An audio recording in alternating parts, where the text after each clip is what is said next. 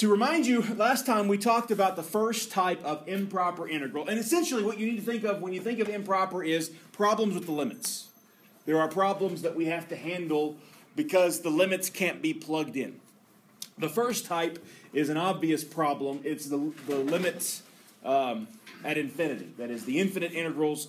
So when I have like the integral from 1 to infinity, or from negative infinity to some number, or from negative infinity to positive infinity. I have no idea why I didn't turn this on, but I'll get that going. So if you look through some of the examples we did last time, remember the whole technique boiled down to you replacing the infinity symbol with the limit. You put a t in there and then take the limit as t goes to infinity. Okay? So let me scroll down to where we did that in an example. So when I had right here the integral from 1 to infinity of 1 over x, I replace the infinity with a t and take the limit as t goes to infinity. And now I leave the limit there for a little bit, and now I'm going to take that integral. I take the integral the same way I've always taken it, except whenever I finally plug in the limits, I'm plugging in t. Once I get rid of the integral, having taken the integral of 1 over x to get log of x, having plugged in the limit so I get log of t minus log of 1, then I take the limit as t goes to infinity. And in some cases you get an infinite value. In that case we call it divergent. In other cases, like this one down here, we had to do a whole lot of work to get the integration done, but once we did that, we then had to take the limit of, and here's where we actually took the limit, of negative t to the t minus 1 plus e to the t. And that wasn't immediately obvious. E to the t is easy as you take the limit as t goes to a negative infinity, because you're looking at what happens as you go out back this direction. You get close to 0. Negative 1 was easy, but then this one required us to do some L'Hopital work on it, because we end up with an infinity times 0, right, which is what we got right here, which is something you cannot immediately know the limit value to.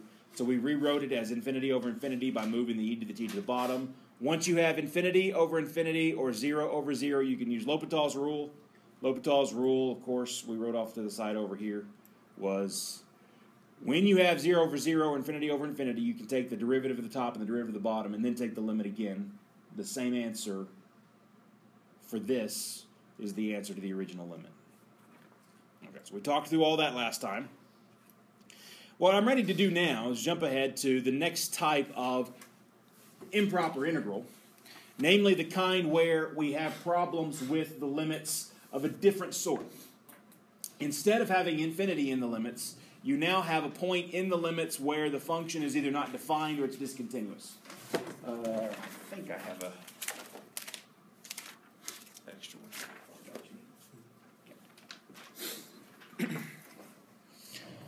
Okay, so consider the case where we have an f of x like this, but as it approaches b, as x approaches b, f blows up, right? It's got a vertical asymptote at b, so it never passes that point. So f at b doesn't exist. Now there's other types of problems where the function doesn't exist, which also would work. This is just a single example. There might be holes at points. We've seen functions that have they're not defined at specific values of x. That would also be a discontinuous integral. But in this case, integral from a to b of f of x can't be evaluated normally, since f does not exist at x equals b.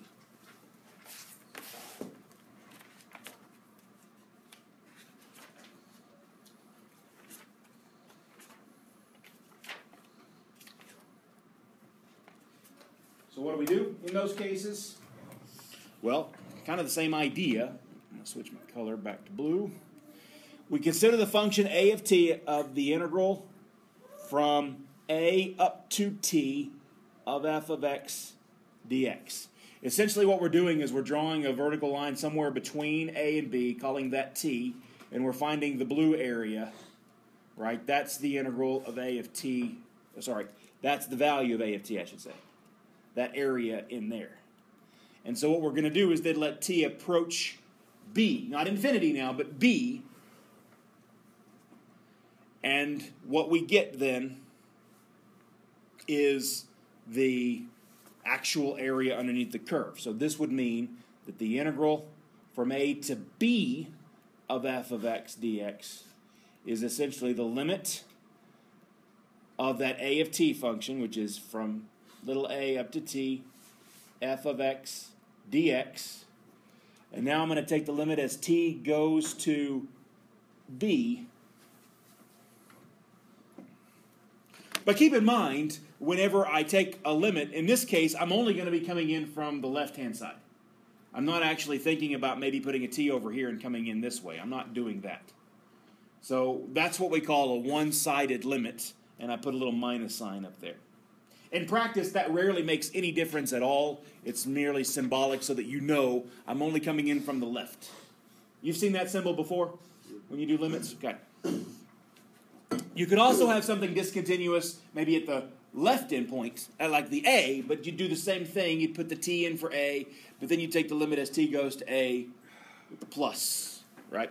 And that's exactly what you see down here in this box number 3, the definition of the improper integral of type 2. Assuming f is continuous on your integral, on your interval a to b, but maybe discontinuous at b, then here's what we do.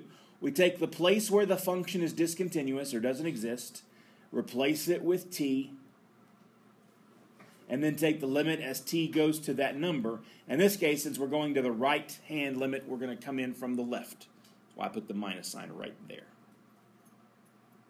On the other hand, if it's discontinuous at a, then what you would do is you'd replace this a here with t, and then take the limit as t goes down to a.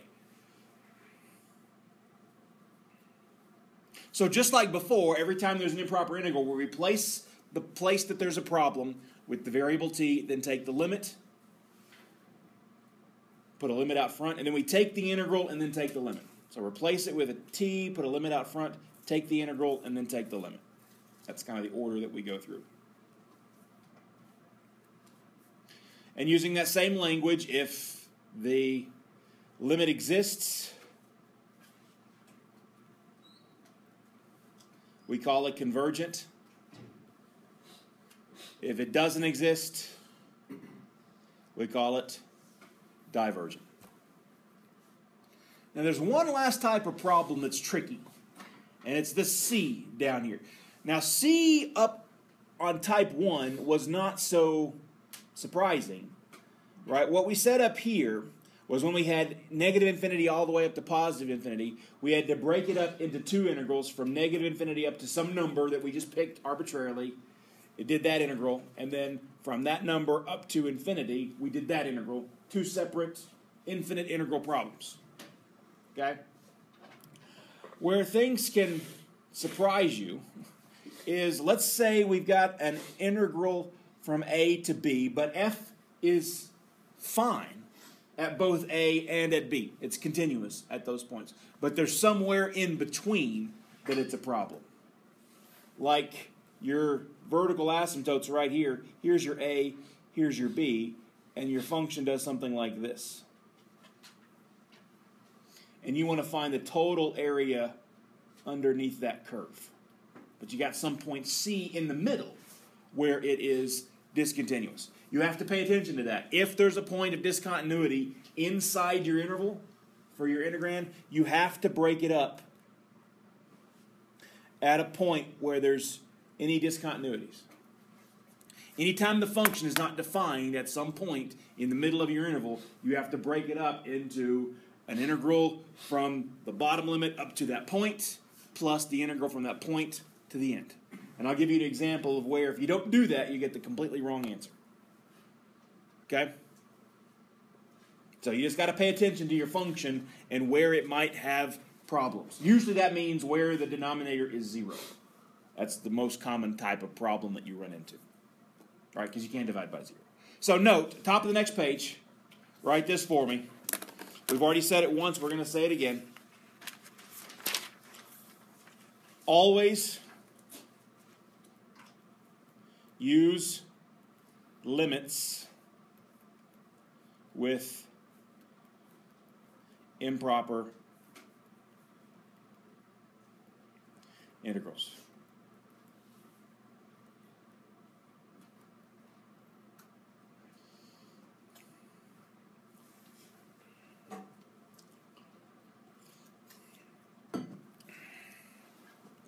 All right, I apologize for my fairly poorly drawn figure here. This is 1 over the square root of x minus 2, right? Matches this function right there. So let's take this integral. At first glance, it may not look like improper, but think about it for a second. What's the problem with this integral? Why is it improper?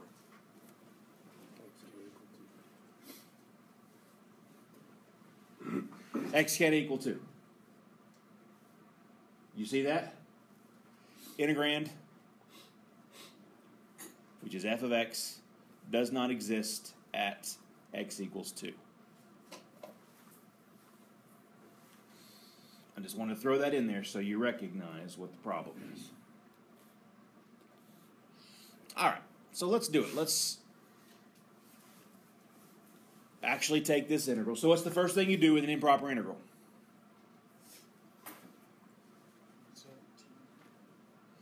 Replace this with a t. So you have the integral from t to 5 of 1 over square root x minus 2 dx.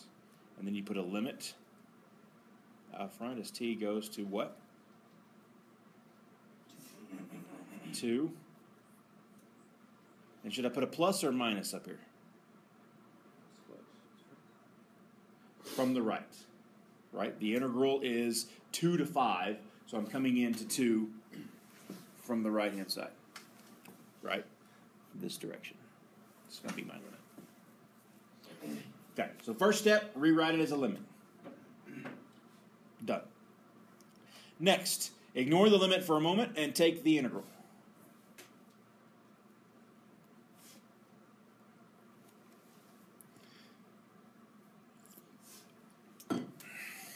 How would you integrate 1 over square root of x minus 2?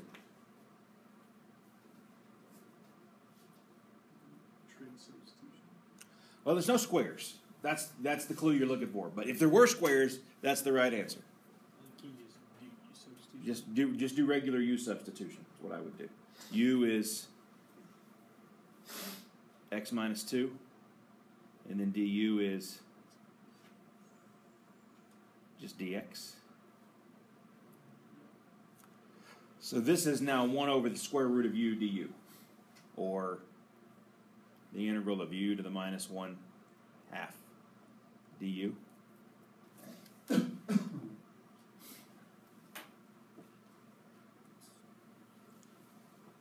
Right, you see where I got that? It was 1 over square root of u, which is u to the 1 half on bottom, move it up top.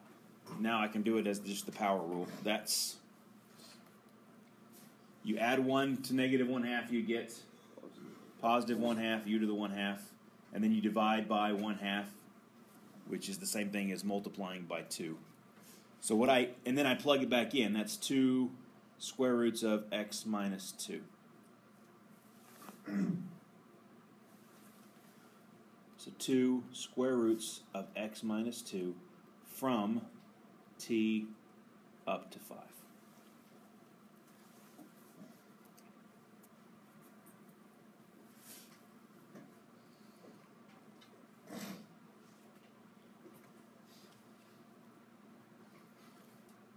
Okay, so that equals the limit as t goes to 2 plus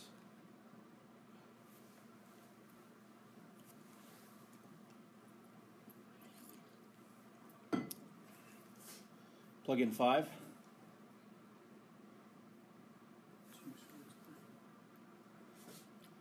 Minus plug in t.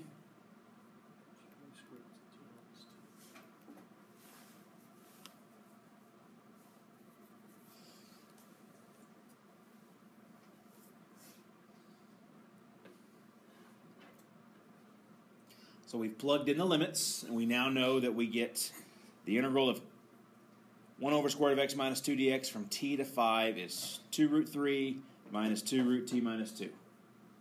And now these are a little bit easier in general because they're not infinite limits. First thing you always do is you just try to plug in, right? If you plug in the 2, see what you get. Now this one's going to be no t in there, so it just stays itself.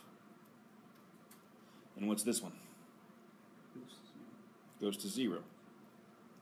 As t goes to 2, plug in 2, you get 2, root 0, you get 0. So that area is 2 square roots of 3. That's the size of that area right there. Okay? You get the idea, the gist? It is, again, 1, maybe we should write out steps here. 1, rewrite as limit,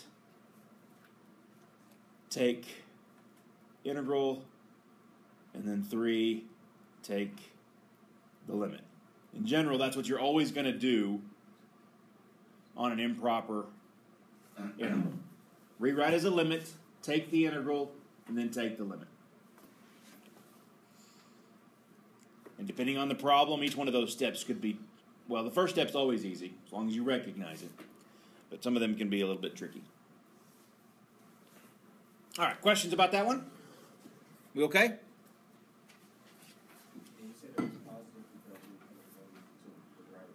Yeah, that plus, remember, it's not in front of the 2, so I'm not talking about positive 2 or negative 2. All I'm saying is what direction is my limit coming in from? And as I said earlier, in almost every case, it really makes no difference whether you write it or not, so I'm not going to count off for it.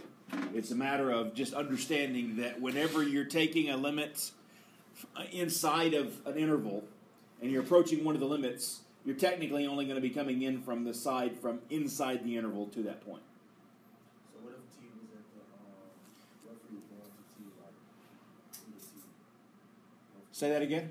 What if we were going to t, like t was at the top? Okay, so I would just, if the t had been at the top, I would have had a minus right here, and it would have changed nothing in the way that I work the problem. It's just me showing that the limit is coming in from one side and not both sides. Again, it doesn't make a difference in the problems we're going to do. But I still want you to understand what it represents when I put it in there. I would technically be wrong in what I'm writing if I said take the limit as t just goes to 2, because limits always mean come in from both sides and see what you get. Okay? Technically, mathematically, rigorously, that's what limit as t goes to 2 means. So I need to say 2 from the left or 2 from the right to be clear about which direction I'm coming in from. But practically speaking, in terms of the actual value of the integral, when I took this step right here and I just plugged in 2 to get the limit, it didn't matter if I was coming in from both sides or one side. I still would get 0. Okay. All right, let's do another one. Integral from 0 to pi over 2 of secant of x. So some of these you may not just immediately recognize that we have a problem. We don't know a lot about secant of x. Secant of x is not one of our best friends in the world, meaning that we know everything about him. When he shows up, he's like, I got to remember what I know about this guy. It's like whenever I run into a student that I had 10 years ago, and I can't remember their name, and I'm trying to remember when I had them, and they're talking to me like they know me, and I'm like, I have no idea who you are. But I'm going to say, hey, man. So when you come and run into me in 10 years, and I say, hey, you, how's it going? You got to refresh my memory because I've had a lot of students. Unless you made a significant impact on me, and I will never forget you. Which, of course, all of you are. You're making significant impacts on me. I will never forget anybody in this room. But maybe my differential equations class, some of those guys. But secant of x to me is kind of like that guy. I'm like, I gotta hold on. Let me go check my old grade books to see how you did. So I'm gonna pull up my reference sheet, and I'm gonna look up a graph of secant of x. I'm going to go to reference page 2, and I'm going to go, oh yeah, that's secant of x is that 1 over cosine guy. And when you graph him, he has vertical asymptotes. And he has vertical asymptotes at pi over 2 of all places, which is one of the ones we need to try to integrate at. Okay, so we know that secant of x is discontinuous at pi over 2. And how did I figure that out? Well, I could have just remembered. You know, if we were best buds, I would have. But no, I went and checked my notes, and I found what it was. Like, okay, now I got it. So now what I'm going to do is follow the process of improper integration. First, replace the discontinuity part with a limit. So this becomes limit integral.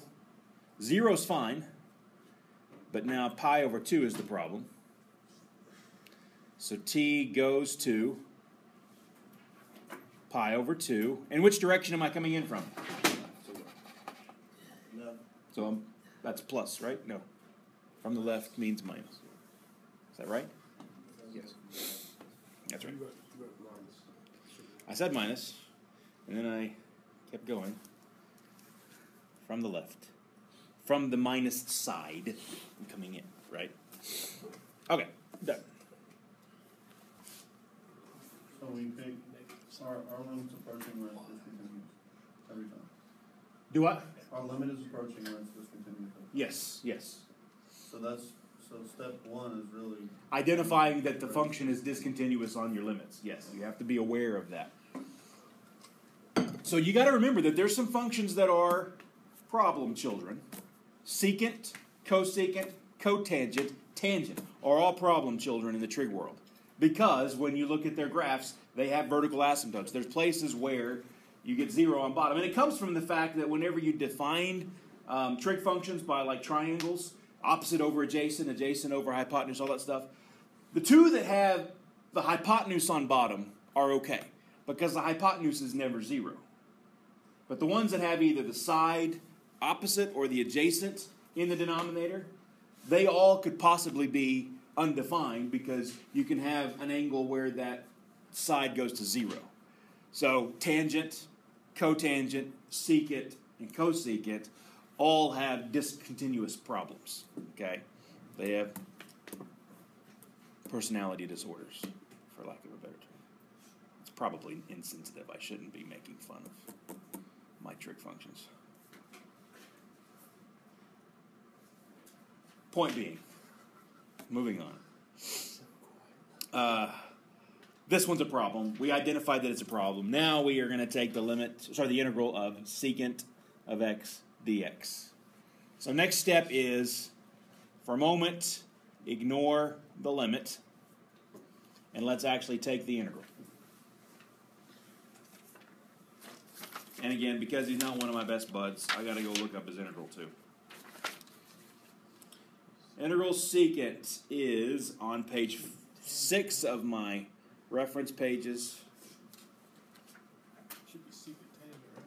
No, that's the derivative of secant. I was trying. Yeah. It's secant tangent. So, somebody look it up. Tell me what it is. I'm not going to do all your work for you. I actually have no idea. Okay, so you heard me say earlier, it's on Blackboard now, so you can print extra copies if you need to practice with it. You should practice with it because that's what you're going to have available to you on the test. So, sheets that you're using right now. do what? What sheets are you using right now? Yes. Yes. I will print these 10 pages off. I'll give them stapled to you just like this with the test. And you'll hand these back into me when you're done, but you'll have everything on this for the test. You have any more references? Do what? You have any more references? I do not, but they're on Blackboard so you can print them. If you go to the reviews handout section, so you can print them yourself, staple, hang on to them, practice with them. It's number 14 on page 6. Yes. It is. Somebody tell me? Natural log of the absolute value of secant x plus tangent x. And we're going to do that from 0 up to t. Natural log of the absolute value of secant plus tangent. That's close. It was a secant and tangent, wasn't it? It's like a log function. What they did teach. The way that you solve that is to write it as, well, what do? I don't even remember. how I actually come up. We look up on a table. That's what we do. Move on from there. Done. All right, now, limit t goes to pi over 2 from the left.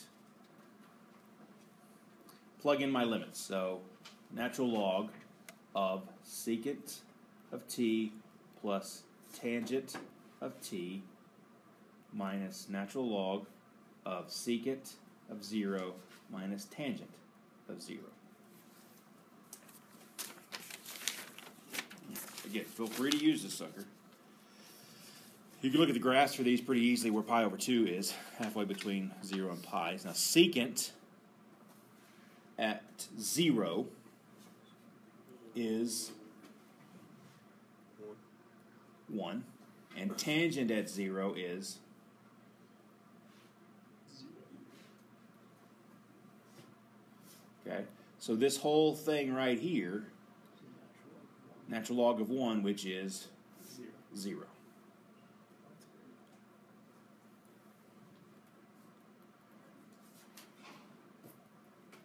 Let's get rid of that. Let's see what we got here. Secant of t plus tangent of t. So, what happens to secant as t goes to pi over 2 from the left?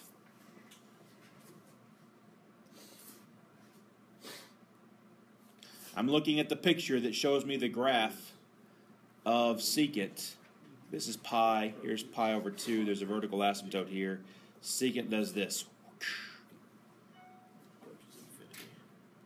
Infinity. By the way, tangent also. This was secant. It does this thing right here. It also goes to infinity, which means the whole log then is going to what? As the inside of the log goes to infinity, the log goes to infinity. So what do we have? What do we call those? Divergent.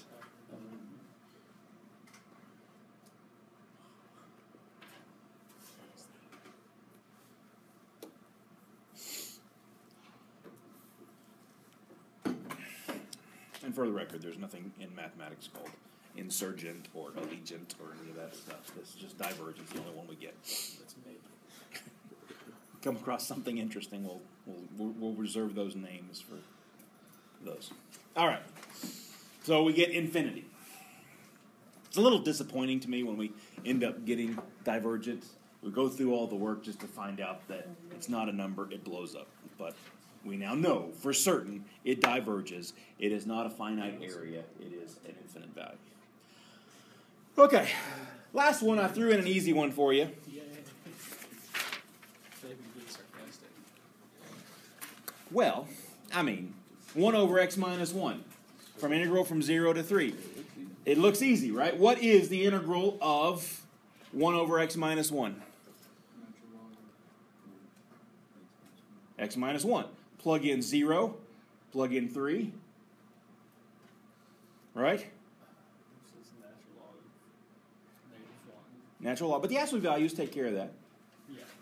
You get natural log of 3 minus 1, which is 2, minus natural log of absolute value of negative 1. That goes to 0. Goes 0 is just natural log of 2. Or, I mean, the absolute value, I can just go ahead and take that. Natural log of 2. Answer. Done. Right? No, it's not. It can't be that easy.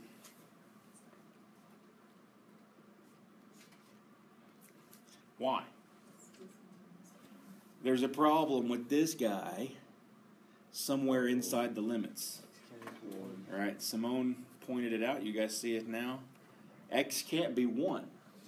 It's discontinuous. It could be the answer.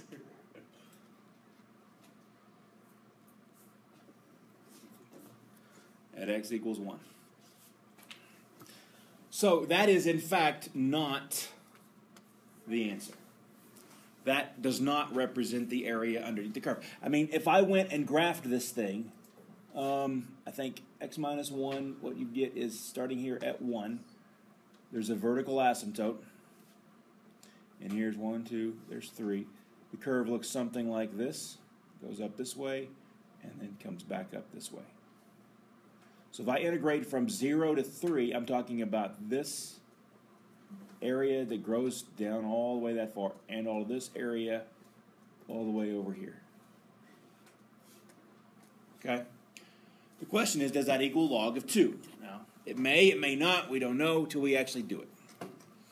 So how do we do it if it's discontinuous somewhere in the middle? 0 to t and then from t to 3. Right. Actually, first thing I'm going to do is write it just as 0 to 1 and then 1 to 3 and then plug in t. But just to be clear, I'm going to break this specifically at 1. So 0 to 1 of 1 over x minus 1 dx plus the integral from 1 to 3, 1 over x minus 1 dx. Does everybody see why I have to do that? Why did I break it at 1? Because it's x minus 1 that would make it the denominator. In the denominator. It's because in the denominator there's a value that this function is undefined for. Anytime that happens, you have to break it up at that point and rewrite it as an integral plus an integral split at that point. 0 to 1, 1 to 3. So you have to be observant. You have to notice that when you have a fraction in the problem and the denominator has 0 values, you're going to have to break it up when you have a definite integral.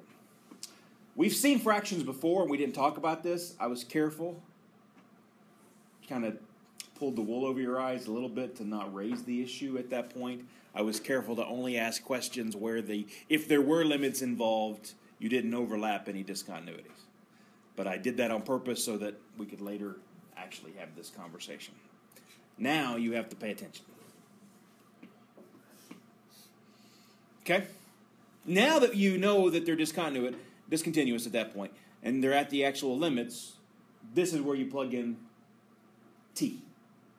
Replace the discontinuous limit with a t and take the limit as t goes to that number. So this one right here becomes the limit as t goes to 1 from the left, 0 to t, 1 over x minus 1 dx,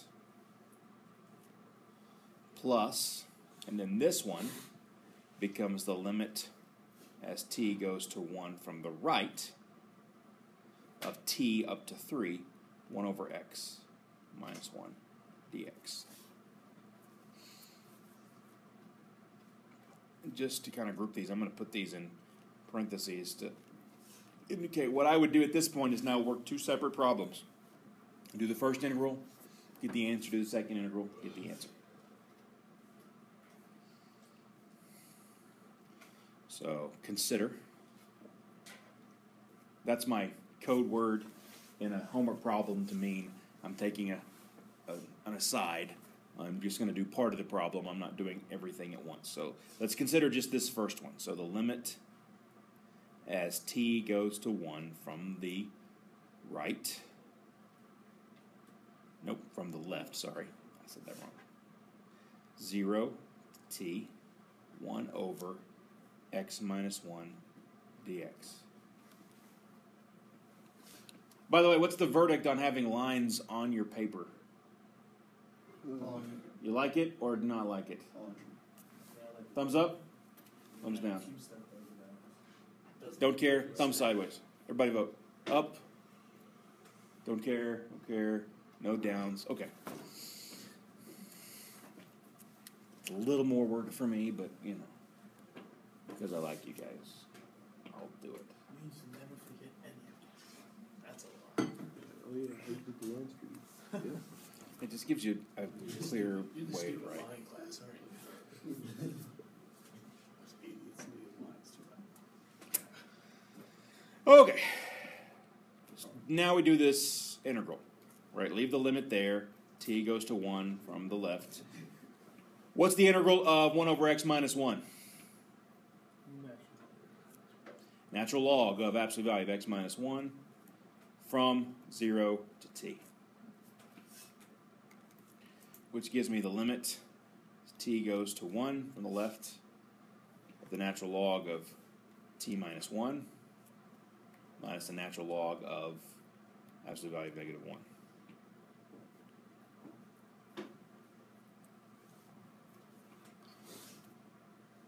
Okay, what's this second part do? That's just 0. Now what happens as t goes to 1 from the left? This goes to 0, right? As t's getting closer to 1 from the left side of it, this is a negative number inside here, but the absolute value will make it positive. So the absolute value of t minus 1 is going to 0 from the positive side now. Okay? So the inside of the logarithm is going towards 0. So now I go, just in case I forgot, I go look at the picture of the log function, which is at the top of page 4. You've got the e to the x, the y equals x, and the log function all graphed on the same one. As I go towards 0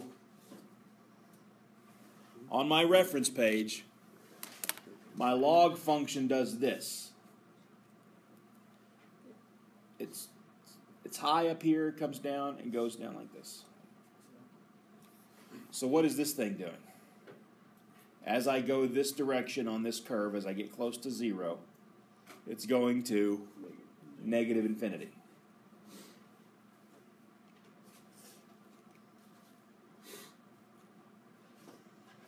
Which means what?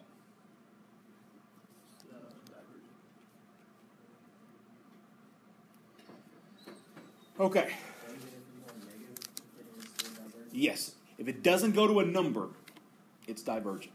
If the limit doesn't exist or goes to infinity, it's divergent. Is that just for the left limit? Okay. Now, if I've got a divergent piece plus something that I haven't, maybe this is not divergent. Any one piece of this thing being divergent means the whole thing's divergent. Okay? So note, no need to check the integral from 1 to 3 of 1 over x minus 1 dx. Okay? If part of it's divergent, it's all divergent.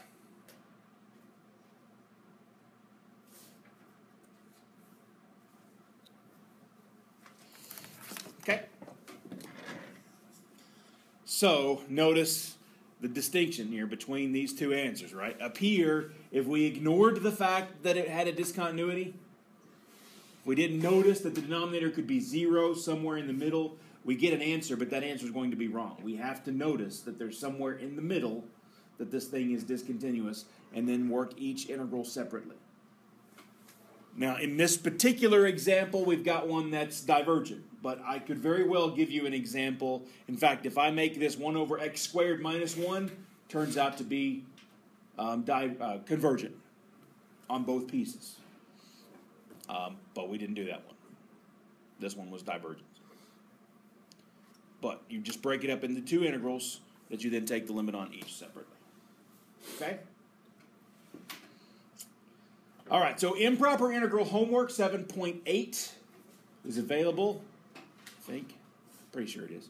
If not, I'll make sure here in a few minutes. But it should be on WebAssign. It's due Wednesday, end of day, as usual. Okay? The review that I gave you is not something you have to hand in. We're going to work through those problems back when I see you here at 11. So for now, you guys are dismissed, and we'll see you in about an hour.